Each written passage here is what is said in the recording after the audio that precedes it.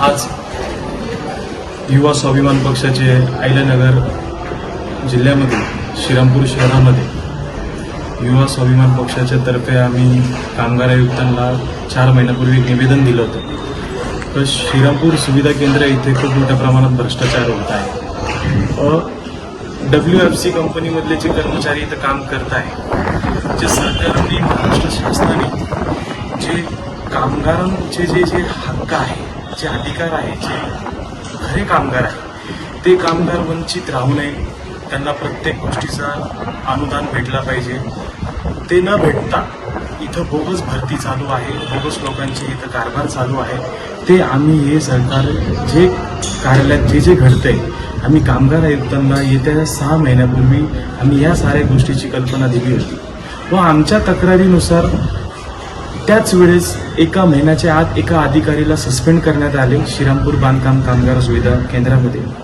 तोच अधिकारी जो ह्या कार्यालयात होता, त्याच अधिकाऱ्यांची बाकीच्या स्टाफ बरोबर काही निगडीत काही गोष्टी असताना तो बाहेरून साऱ्या गोष्टी ऑपरेट करत होता या कार्यालयाचे. आणि आम्ही दिलेल्या परत आम्ही तक्रार दिली का असे 1-2 व्यक्ती आहेत या कार्यालयामध्ये काम करत आहेत, खूप मोठ्या प्रमाणात भ्रष्टाचार करत आहेत. जे लोक चांगल्या गाड्यामध्ये येतात, चांगल्या घराची लोक आहेत, त्या लोकांचे इथं कामगार सुविधा केंद्रामध्ये फॉर्म भरले जातात. याच्यामुळं जे खरे कामगार आहेत, जे कष्ट करतात, जे रात्रंदिवस कष्ट करतायत, ते या गोष्टीतून वंचित राहत आहेत. आणि या सर्व होणाऱ्या कारणामामध्ये आपण पाहिलं असेल का आम्ही जी दिली तक्रारीत आज कामगार आयुक्ताकडून त्यांची आज पथक आल्यामुळं या पथकाने ऑन द स्पॉट त्या कामगार जे आतमध्ये जे स्टाफ होते, ज्या WFC कंपनीमध्ये जे लोक काम करत होते, त्या अधिकारीकडून त्यांनी डायरेक्ट इंजिनियरचे शिक्के घेतले त्या रेडमध्ये. त्या माणसाकडे इंजिनियरचे शिक्के यायचा काय संबंध आला? त्या माणसाने इंजिनियरचे शिक्के त्याच्या गाडीच्या डिक्कीत असताना त्या डिक्कीमध्ये कमीत कमी 100 ते 150 फॉर्म होते, जे ते दुपारून गर्दी कमी झाल्यावरती हे लोक भरतात. ज्यावेळेस हे ऑफिस उघडतो त्यावेळेस लोकांकडून ते 2-2 हजार रुपये एका प्रति मागं कमिशन ठरलेलं आहे. पण त्याला विचारलं तुझ्याकडून कसं काय या तुझ्या डिक्कीमध्ये इंजिनियरचे शिक्के कसं काय आले? तो म्हणतो मला एका सेतू कार्यालयवाल्याने दिले. बेलापूर रोडवरील एक सेतू कार्यालय आहे. मग आमच्या जे कामगार आयुक्तांचे जे पथक होतं त्यांनी तिथं कारवाईसाठी तिथं केले. तो पथकवालाही पथक गेला तिथं त्या दुकानदारांनी लगेच ते सेतूवाल्यांनी दुकान बंद करून मोबाईल स्विच ऑफ करून निघून गेला. इंजिनियरला सुद्धा लगेच माहीत पडलं ते इंजिनियरचा मोबाईल सुद्धा बंद आहे. आता खरं विषय काय आहे, ते शिक्के कोणाचे होते? इंजिनियरचे होते का? ज्या WFC कंपनीमध्ये जो कर्मचारी इथं भ्रष्टाचार करतोय त्याला इंजिनियरचे कोणता अधिकार आहे का शिक्के वापरायचा, त्याच्या डिक्कीमध्ये ठेवायचा? त्या रेडमध्ये रंगे हात तो धरला गेलेला आहे. त्या रेडमध्ये त्यांनी स्वतः कबुली दिलेली आहे का आमच्याकडून चुकला आहे. पण त्यांनी पंचनामामध्ये लिहिताना असं लिहून दिलंय का हे माझे नाहीये, ते दुसऱ्यांचे. आता खरं कधी सिद्ध होईल? ज्यावेळेस गुन्हा दाखल होईल. आता पंचनामा झालाय. आमची सरकारकडे, कामगार मंत्र्यांकडे हीच विनंती आहे, आयुक्तांकडे विनंती आहे का प्रत्येक महाराष्ट्रामध्ये प्रत्येक WFC कंपनीच्या कार्यालयामध्ये भ्रष्टाचार होत आहे.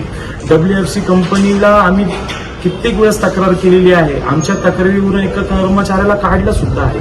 कर्मचाऱ्याला काढून सुद्धा तोच कर्मचारी या लोकांशी निगडीत असून आणि परत भ्रष्टाचार करत आहे एजंटच्या स्वरूपामध्ये, बोगस लोकांची भरती करत आहे. तर आज खूप मोठ्या प्रमाणात श्रीरामपूरमध्ये खूप मोठी आज कारवाई झालेली आहे WFC कंपनीची.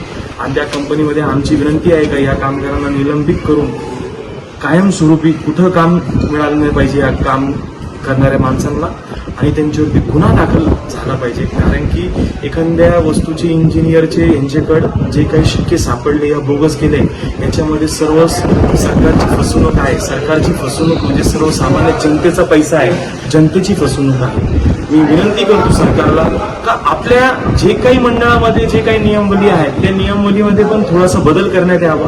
त्याच्या पण काही प्रोटोकॉल असले पाहिजे. कायद्याने पाहिलं गेलं तर कामगार आयुक्तांनी एक इन्स्पेक्टर दिला पाहिजे. त्या इन्स्पेक्टरनीच जेव्हापर्यंत GPS लोकेशनवरती, जेव्हापर्यंत लाईव्ह लोकेशनवरती तिथं पडताळणी केली पाहिजे का खरोखर कामगार या कॉन्ट्रॅक्टदाराकडे 90 दिवसाचं सर्टिफिकेट घेतलं आहे, पण तो कॉन्ट्रॅक्टरच्या अंडरमध्ये काम करत आहे का हा कामगार, ते बघायचं काम कोणाचं आहे? कामगार आहे.